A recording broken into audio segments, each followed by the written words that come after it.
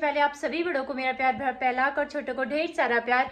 मैं दीक्षा अजय बोरा भरकटिया पिथौरागढ़ से स्वागत करती हूँ आपका अपने YouTube चैनल सट्टर ब्लॉग्स में। आई होप आप सब ठीक हो गए। सो गाइस, नए दिन से नए ब्लॉग की शुरुआत करते हैं और आज के ब्लॉग की शुरुआत मेरी रही है सुबह के 8:30 बजे से। फिलहाल आज मुझे जाना है MH और MH जाना है 3-4 टेस्ट थे वो कराने के लिए। और एक टेस्ट तो ऐसा होता है उसमें 3-4 बार ब्लड निकालते हैं, तो बिना खाए जाना होता है। बाकी फिर वहाँ जाके भी ना एक घंटे का गैप होगा, जैसे एक बार ब्लड निकालेंगे फिर 1 घंटे का गैप होगा, फिर और ब्लड निकालेंगे फिर 1 घंटे के गैप, फिर तीसरी बार निकालेंगे, फिर उसके बाद खाना खा सकते हैं। तो तब तक खाना भी नहीं खाना होता है। अभी तो पानी पी के भी नहीं जाना है। फर्स्ट ब्लड टेस्ट मतलब फर्स्ट बार जो ब्लड निकालते हैं तो उसमें पानी भी नहीं पीना होता है। तो निकलते हैं और टाइम भी हो ही गया है, मुझे लेट हो गया थोड़ा। मैं सोची थी 8 बजे जाऊँगी, 8:30 हो गया देखते देखते। बाकी निकलती हूँ मैं, मतलब मैं जा रही हूँ, मैं ज़्यादा दूर नहीं हमारे घर से, इस वजह से। बाकी व्लॉग ज़्यादा वहाँ पे मैं दिखा नहीं पाऊँगी क्योंकि आर्मी एरिया होता है, तो मतलब अलाउ नहीं है ना वहाँ पे कैमरा वगैरह। तो देखते हैं जितना भी बन पाएगा मुझसे तो मैं बनाऊँगी वहाँ।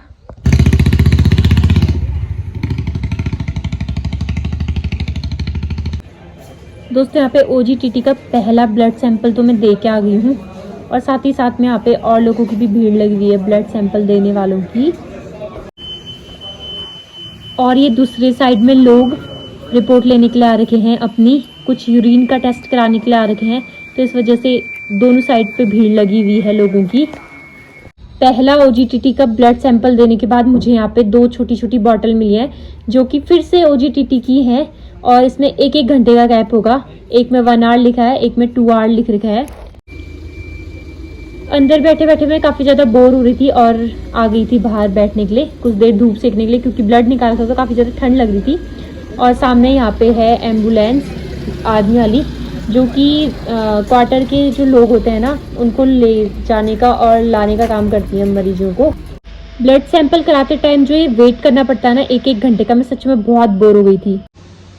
दोस्तों सेकेंड टाइम ब्लड निकालने का टाइम होने ही वाला है और अभी टाइम 10 मिनट बच चुके हैं। एक तो मैंने दे दिया था 9 बजे, फिर उसके बाद ग्लूकोज पीने के 1 घंटे बाद देना होता है, तो इस वजह से अब देना है 10:53 में। दूसरा सैंपल भी मैं दे के आ गई यहाँ पे और काफ़ी ज़्यादा वीकनेस मुझे लगने लगी है और अब मेरा लास्ट बच रखा है यहाँ पे एक और सैंपल देना। सच में एक माँ बनना कितना मुश्किल होता है ना। अब मुझे जाना है तीसरा सैंपल देने, तो चलिए चलते हैं सैंपल देने। फाइनली तीनों सैंपल देके मैं निकल गई हूँ बाहर MH से। दोस्तों फाइनली मैं पहुँच गई हूँ घर, ब्लड वगैरह निकाल के। मैं वहाँ पे सिर्फ एक ही बार बोली, वैसे बोली नहीं व्लॉग में, क्योंकि लोग आते जाते रह रहे थे, मुझे भी अच्छा नहीं लगता। एक तो वहाँ पे सारे पेशेंट ही होते हैं इस वजह से। लेकिन मैं मतलब वॉइस ऐड कर रही हूँ, इसमें कर दी है, मतलब मैंने वॉइस ऐड अभी जिस टाइम में व्लॉग एडिट करूँगी तो वॉइस ऐड कर दूँगी उसमें। बाकी 3 बार ब्लड देने के बाद अब जाके मैंने घर आके फ्रूट्स खा रखे हैं और मुझे इतनी भूख लगी ना, सुबह ही भूख लगने लगी थी। ऊपर से आज दरबार था, दरबार के दिन तो और लेट बैठते हैं डॉक्टर, तो उस वजह से जब मैं गई ना तो सही टाइम था। उसके 1 घंटे बाद मेरा एक बार ब्लड निकाला, फिर दोबारा निकाला, फिर तिबारा निकाला, फिर उन सब में एक घंटे का गैप था। और फिर यूरिन टेस्ट भी कराना था तो वो भी करा दिया। बाकी अब रिपोर्ट आएगी परसों तो जाना है नहीं मेरा, मंडे को जाऊंगी क्योंकि उस दिन गायनिक OPD भी होती है। तो फिर परसों ही पता चलेगा रिपोर्ट का और सीधे फिर डॉक्टर को दिखाऊंगी, तब पता चलेगा क्या चीज़ है क्या चीज़ नहीं है करके। सच में बहुत मुश्किल है माँ बनना।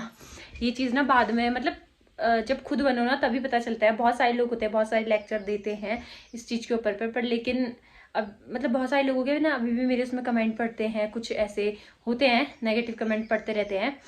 पर लेकिन सच में जब खुद माँ बनो ना तब पता चलता है। और मेरी मम्मी पापा मुझे दोनों पहले कहते थे, मतलब कि जब तू बड़ी होगी, जब तेरे खुद के बच्चे होंगे तो तब तुझे पता चलेगा माँ बाप क्या होते हैं करके।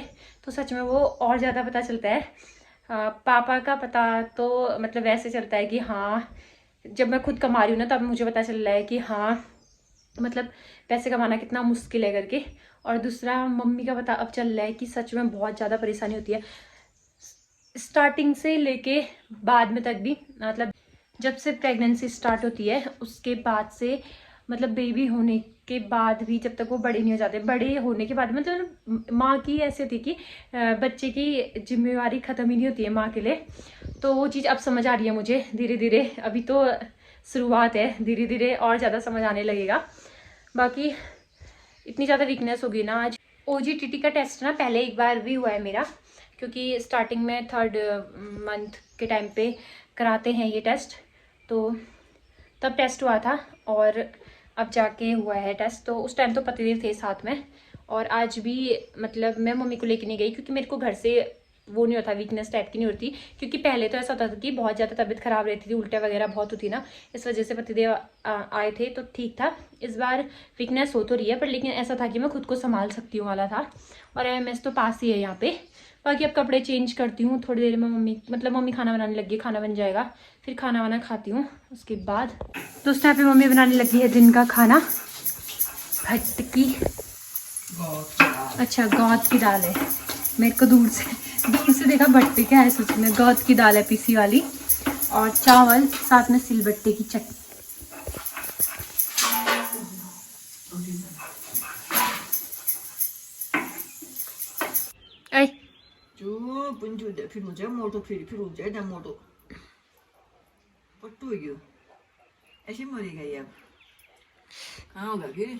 क्या बता, ये ठीक होगी ना। उम्र भी तो वैसे, हाँ 2.5 साल तो हो गए। लग कैसा रहा है 2.5 साल जहाँ लग रहे। ए मिंकी, गुस्सा हो गया, गुस्सा गुस्सा हो गया, गुस्सा। ले ले रॉकी, फिर वो ले ले मारूं, आजा।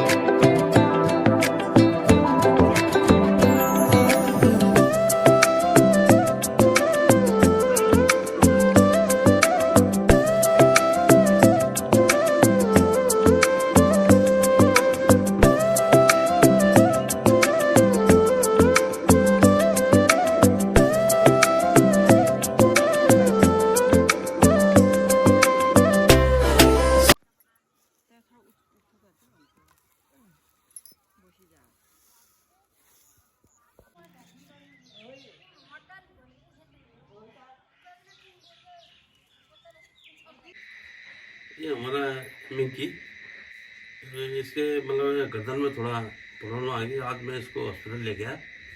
ये जानवर होता है, क्या बोलूँ, कुछ नहीं बोल सकता।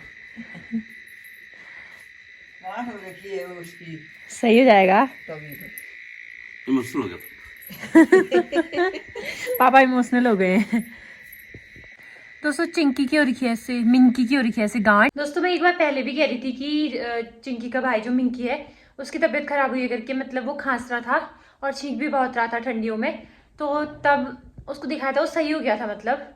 और फिर अचानक से ना आजकल और फिर से बीमारी आ गई, जानवरों की, गायों की भी बीमारी आई है बहुत जगह। मतलब 2-3 लोगों की गायें वो हो गई हैं, मर गई हैं।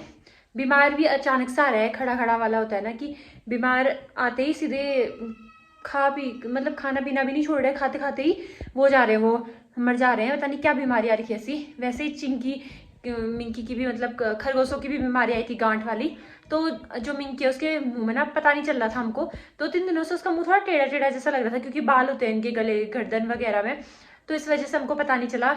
आज देखा हमने, इतनी गांठ हुई थी इसमें, मतलब कल परसों देखा, फिर पापा जी को टाइम नहीं लग रहा था। आज पापा ले गए उसको, दवाई लेके आए हैं ताकि उसकी जो वो गांठ है वो पक जाए। फिर उसके बाद उसका पस निकालने के लिए 2-3 दिन बाद जाएंगे, जब वो गांठ अच्छे से पक जाएगी। तभी पापा जी बता रहे थे, और वो वो बोलने वाले थे आगे को, तब तक वो इमोशनल हो गए थे, क्योंकि मम्मी और पापा ने ना चिंकी मिंकी को बच्चे की तरह पाल रखा है।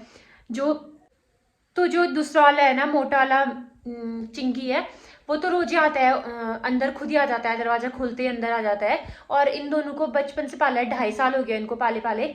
तो इस वजह से काफ़ी कमज़ोर भी हो गया था, हम लोगों को पता नहीं चल रहा था पहले। फिर इसके गर्दन में देखा तो अचानक से पहले अंदर से प्रॉब्लम हो रही है, और खरगोश तो कुछ आवाज़ भी नहीं करते हैं ना, ये कुछ भी आवाज़ नहीं करते, तो पता ही नहीं चलता है क्या हो रहा है क्या नहीं हो रहा है। इंसान तो बोल भी सकता है, बेचारे जानवर तो कुछ भी नहीं बोल सकते हैं। तो जब हमने देखा तभी पापा जी आज लेके गए उसको, और यहीं मुनाकोट में ही है हॉस्पिटल जानवरों का, तो वहाँ लेके गए थे। अब सही हो जाए बस। अभी चीरा लगाने के बाद भी थोड़ा डर लग रही है मुझे, बाकी चीरा लगा के देखेंगे कैसा होगा कैसा नहीं होगा करके। लगाना तो पड़ेगा उसमें क्योंकि बहुत बड़ी गांठ हो रखी है। बाकी आज का जो व्लॉग है इतना ही रखते हैं।